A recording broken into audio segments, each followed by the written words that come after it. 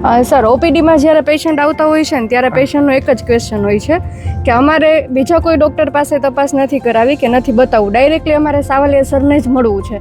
તો એ ક્વેશ્ચનનો અમારો આન્સર પેશન્ટને કઈ રીતે આપવું?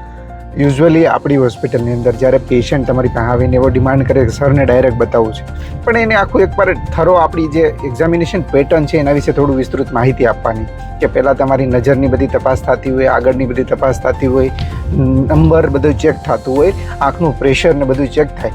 એટલે બેઝિક બધી તપાસ થઈ ગયા પછી જુનિયર ડૉક્ટરોએ બેઝિક બધા રિપોર્ટ કર્યા પછી સર પાસે જાઓ તો જેથી કરીને ડાયરેક્ટ સર તમને માર્ગદર્શન આપી શકે. ઘણી વખત તમને સાહેબને સીધા મળાવી દે તો પાછું સર એમ કે હવે નજર આની ચેક કરી આવો કે હજી પ્રેશર ચેક કરી આવો, તો અલગ અલગ રીતે ખોટો પેશન્ટનો ટાઈમ ન બગડે અને પ્રોપર નિદાન પૂરેપૂરું થાય એના માટેની અમે આખી સિસ્ટમ રાખેલી છે કે જેથી કરીને તમારે બહુ વધારે દોડાદોડી પાછી ન કરવી પડે. એક સિસ્ટમમાં જ એક ચેઇનમાં જ તમારું બધું કમ્પ્લીટ થઈ જાય. Thank you sir.